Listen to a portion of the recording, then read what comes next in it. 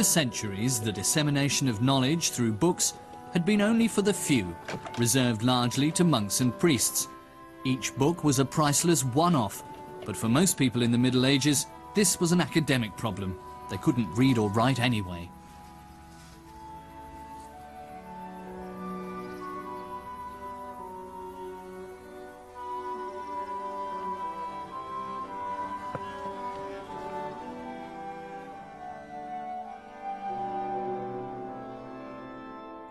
During the Middle Ages, books were written out by hand, mostly in monasteries. Often the monks would spend years on a work.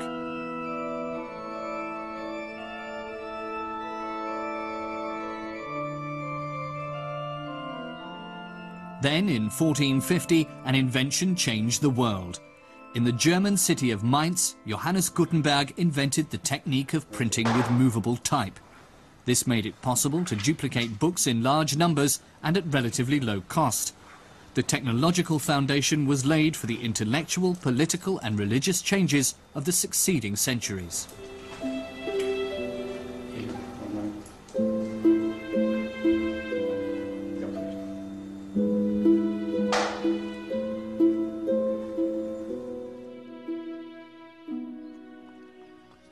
Johannes Gensfleisch, who later changed his name to Gutenberg, was born in Mainz in around 1400. His father was a wealthy merchant. Young Johannes attended the monastic school in Mainz, that much we know, but then his trail goes cold for a while.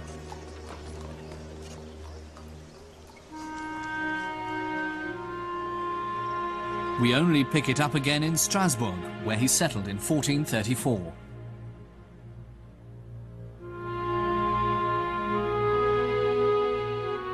Here he set up a factory that produced mirrors for pilgrims.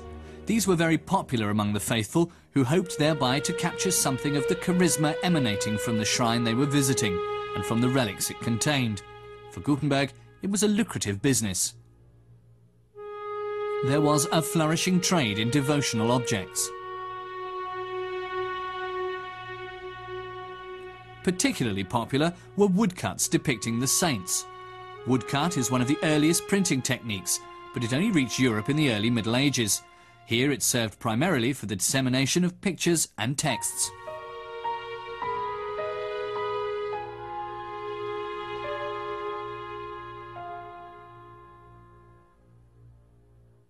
But cutting these whole-page blocks is a time-consuming process. First, a mirror image of the handwritten page has to be drawn on the block.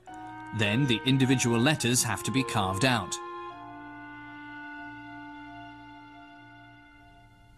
Finally, the block is inked in, and the sheet of paper is laid on top and rubbed hard with a bone tool so that it takes up the ink.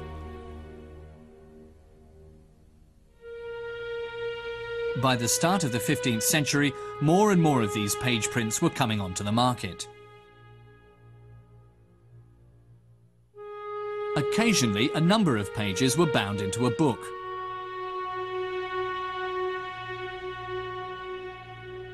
The trade in these books also gave a boost to manuscript production. Manuscripts had long since ceased to be the exclusive preserve of the monasteries. Secular scribes were doing good business.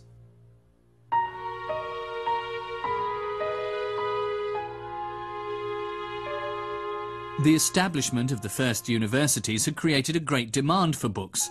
Libraries were founded, making knowledge in the form of books accessible.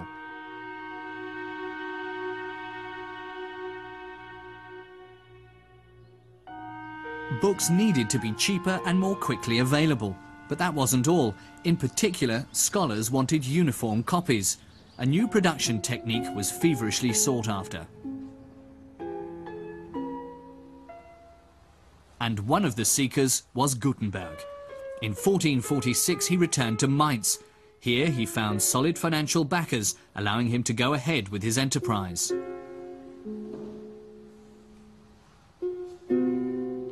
His breakthrough came with a brilliant idea. He broke up his text into its constituent parts: letters, punctuation marks, and frequent combinations known as ligatures.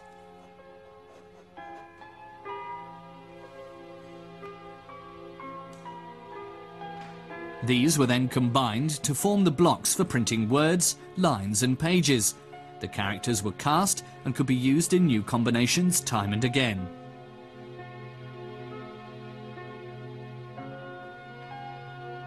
A character is produced as follows. On the end of a metal rod, a mirror image of the letter is engraved. This is then pushed into softened copper, producing a pit in the shape of the letter. This matrix, as it's called, acts as the mould for the actual type, which is cast from lead. In order to manufacture the many letters needed quickly and in sufficient quantity, Gutenberg took another important step forward, inventing the hand-casting instrument. It consists of a rectangular channel. The matrix is inserted at one end and molten lead poured into the other.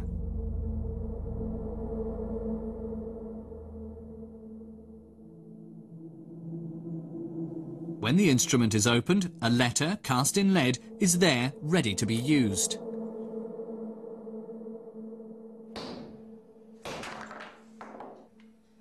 As the matrix is reusable, an unlimited number of identical letters can be cast.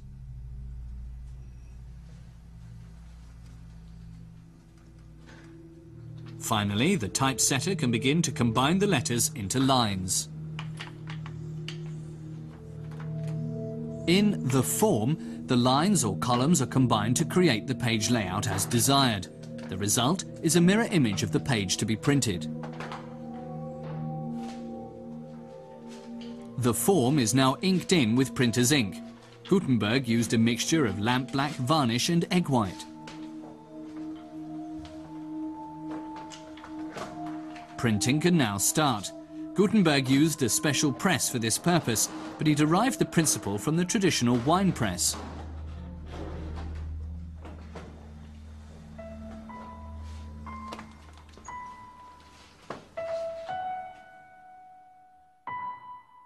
Gutenberg's first printed works were official documents,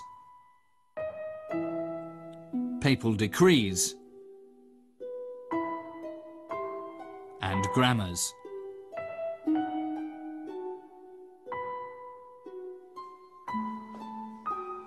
But soon he started on a mammoth venture, the Latin Bible.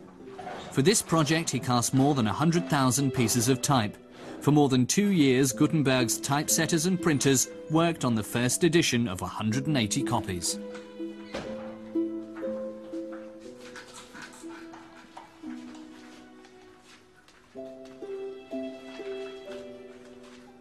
The text was printed in black letter or Gothic type, based on the handwriting of the day.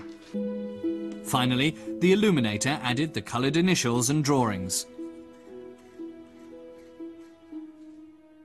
With his Bible, one of the world's most beautiful printed books, Gutenberg proved that a work printed with movable type could be as aesthetically pleasing as one written by hand.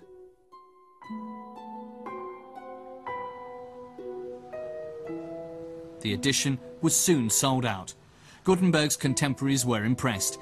It was the first time a work had been available in such a large edition, and every copy was identical. The written word now had authoritative status.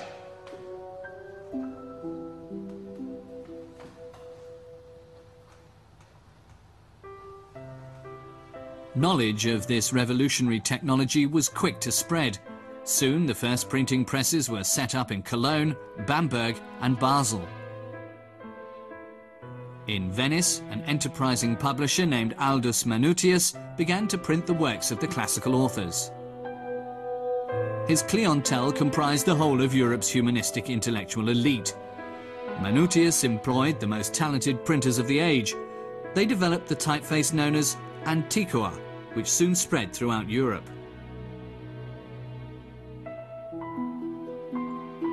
"20 years after Gutenberg's invention, the new technology was firmly established. Thousands of titles were marketed in editions of up to 1,000.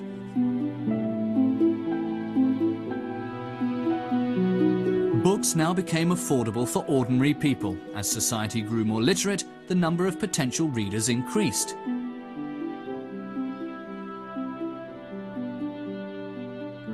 One of Gutenberg's greatest admirers was the reformer Martin Luther. The new art of printing gave him a bright and bold idea. The layman didn't need a priest to tell him what the Bible said. He could read it himself and decide for himself between revealed truth and the false interpretation put about by the church. So Luther had more than 500,000 copies of his German translation of the Bible printed, a huge number for those days. And to disseminate his Protestant message, he had hundreds of thousands of leaflets distributed.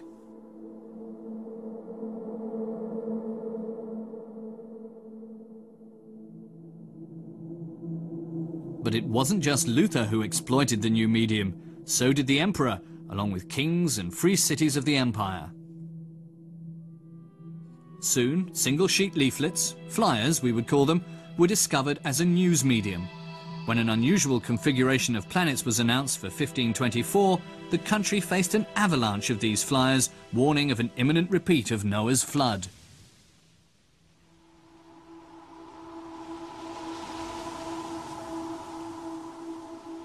The first daily newspaper appeared in Leipzig in 1650. Einkommende Zeitungen it was called, roughly breaking news, and it came out 6 days a week. But the triumphal march of the newspaper did not really begin until steam-powered rotary printing presses appeared in the 19th century. And the offset process ushered in a radical transformation of printing technology.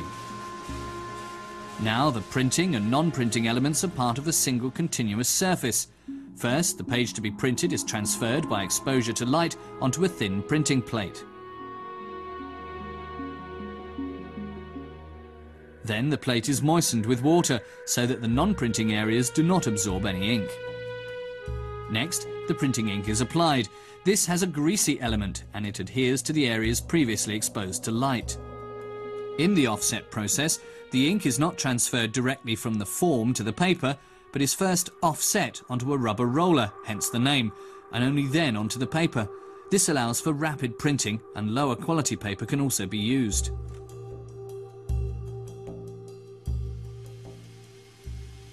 Offset is the commonest printing process in use today, but in spite of all these modern developments, it was Johannes Gutenberg who laid the foundations of our modern media world. His invention is still regarded as one of the most important in human history.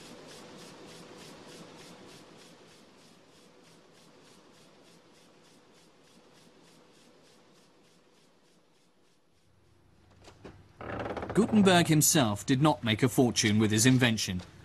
He'd not even finished printing his Bible before his financial backer called in the loan.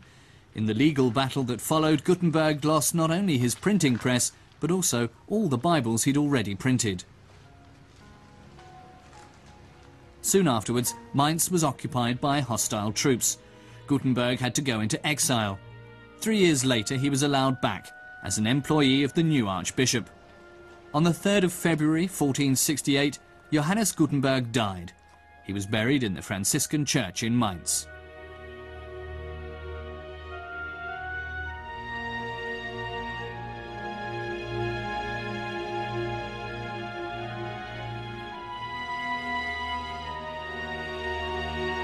But his invention of printing with movable type had changed the world forever.